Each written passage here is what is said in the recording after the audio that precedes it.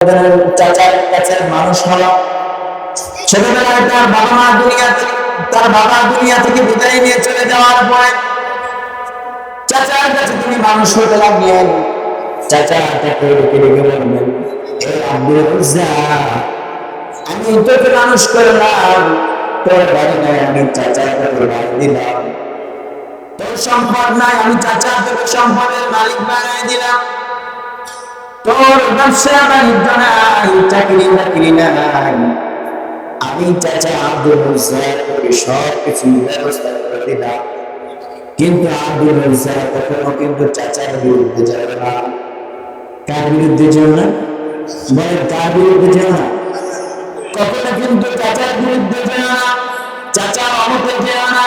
চাচাই কিন্তু তোমাকে সব দিয়েছে, ঘরের পেছন করিয়েছে, অপর চাচা কিন্তু অমান্য করো না। আব্দুল উজ্জা যখন নবীজির খবর পেয়ে গেলেন, দয়া লাগে মায়া লাগে, দিন যখন আব্দুল উজ্জা পেয়ে গেলেন,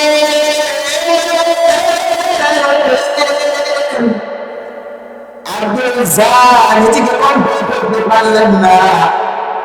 যখন নবীকে পেয়ে গেলেন, নবীর সাথে হাত লাগাই দিয়ে মায়া গ্রহণ করলেন আর বললেন, নবী আমার নবী, জানেন নবী, মায়া নবী, জানেন নবী, আপনি আমাকে বলেন লা ইলাহা ইল্লাল্লাহ মুহাম্মাদুর রাসূলুল্লাহ। আওয়াজ করে বলুন সাল্লাল্লাহু আলাইহি ওয়াসাল্লাম।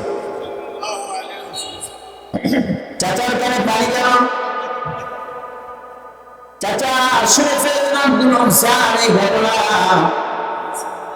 আব্দুল উজ্জাকে ডেকে বললেন, আব্দুল উজ্জা, শুনলাম তুমি নাকি মুহাম্মাদের ধর্ম ইসলাম গ্রহণ করেছ।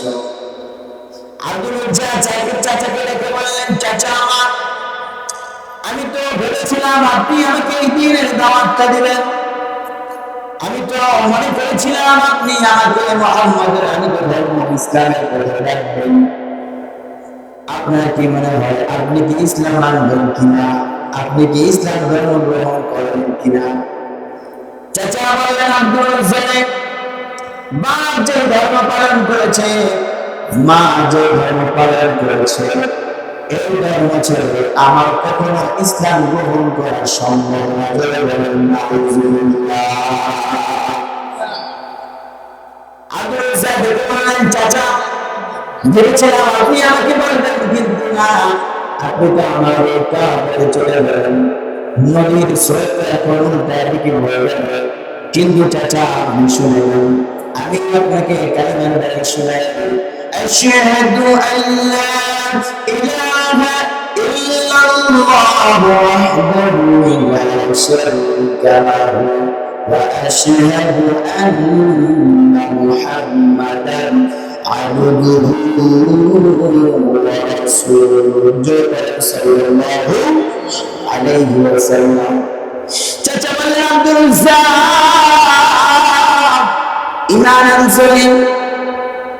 আব্দুল উজ্জা দেখে বললেন, চাচা শুধু আপনি নয়, এই পৃথিবীকে সাক্ষী রেখে কালকে ঘোষণা করে দিলাম। চাচা দেখে বলেন, আব্দুল উজ্জা এর পরিণাম কি হবে জানো? আব্দুল উজ্জা বললেন, না চাচা জানি না, কি হবে আপনি বলেন। চাচা দেখে বললেন, আব্দুল উজ্জা তুই যে কাপড়টা পরে আছো, এটা কিন্তু আমি চাচা করে দিচ্ছি, অতএব এই লুঙ্গিটা খুলে দিন। জামাটা খুলে দেন, গায়ের সুন্দর নকশি করা জামাটা খুলে আমার কাছে দেন। আমি চাচার কাছে লুঙ্গিটা আমাকে বুঝাই দেন, জুতাটা আমাকে বুঝাই দেন, খরমটা আমাকে বুঝাই দেন। আব্দুল উজ্জা জামাও খুলে দিলেন, গায়ের কাপড়টা খুলে দেন, লুঙ্গিটা আপনার জন্য খুলে দেওয়ার পরে আব্দুল উজ্জা রেখে দিলেন, চাচা যা আছে সব নিয়ে নাও। লুঙ্গিও দিয়ে দিলাম, কাপড় দিয়ে দিলাম, জামাও দিয়ে দিলাম, জুতাও দিয়ে দিলাম। আমি আব্দুল উজ্জাকে দিতে পারলাম, আমি আব্দুল উজ্জা কিন্তু আল্লাহর হয়ে গেলাম। সুবহানাল্লাহ। কত বড় কুরবানি তারা করেছেন। আল্লাহ আমাদেরকে আব্দুল উজ্জাকে কবুল করেন, চিল্লায় বলেন আমিন। আব্দুল উজ্জা যুবক মানুষ, কোথায় যাবেন? গায়ে কোনো কাপড় নেই, চলে গেলেন মায়ের কাছে, গিয়ে বললেন মা দরজা খুলেন। মা দরজা খুলে আব্দুল উজ্জা যুবকের দিকে তাকাতে পারলেন না। আব্দুল উজ্জা বললেন মা আপনি এখন আমার দিকে তাকাবেন না, আপনি এটা সহ্য করতে পারবেন না, আপনি আমাকে একটা কাপড় দেন যা দিয়ে আমি আমার সফরকে আবৃত করতে পারবো।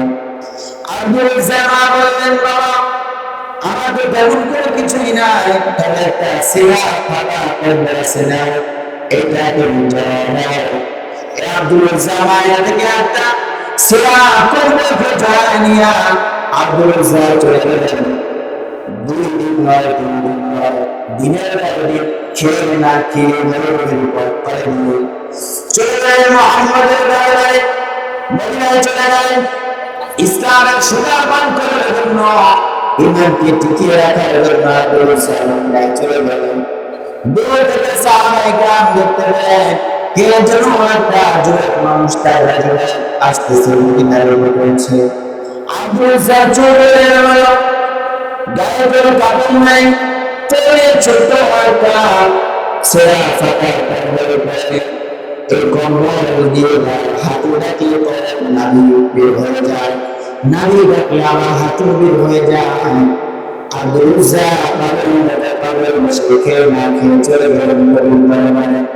নবীকে বললেন ইয়া রাসূলুল্লাহ, ইয়া হাবিবাল্লাহ, দ্বীন গ্রহণ করার কারণে আমার চাচা আমার বাবা অভিভাবকত্ব পালন করেছিল, কিন্তু দিন গ্রহণ করার কারণে ইয়া রাসূলুল্লাহ নিজের শরীর থেকে বলেন না সুবহানাল্লাহ। আব্দুল উজ্জা নবীজিকে যখন এই কথা বললেন, নবীজি আহলে সুফফাকে ডেকে বললেন আহলে সুফফার লোকেরা সাহাবীরা তোমরা যারা আছো আজ থেকে জেনে রাখো আব্দুল উজ্জা তোমাদের ভাই। আব্দুল উজ্জাকে নিয়ে যাও, তাকে গোসল করাও, তাকে নতুন কাপড় দাও, এরপরে তোমাদের সাথে খাওয়া দাওয়ার ব্যবস্থা করে। কিছুদিন যাওয়ার পরে সাহাবায়ে কেরামদের থেকে মধ্য থেকে যখন আব্দুল উজ্জা নামে বিচার চলে আসলো, ইয়া রাসূলুল্লাহ ইয়া হাবিবাল্লাহ, আপনি এক পাগলকে আমাদের সাথে এক করে দিয়েছেন, যোগ করে দিয়েছেন।